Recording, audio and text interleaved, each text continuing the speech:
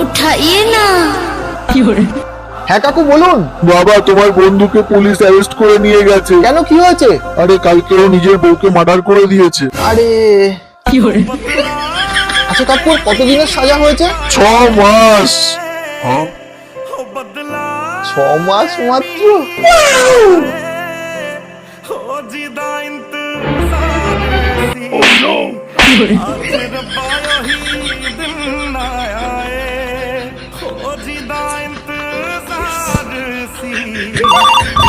उठाइए ना। আরে পুরো কথাটা তো শোনো, 6 মাস পর ওকে ফাঁসি দিয়ে দেবে।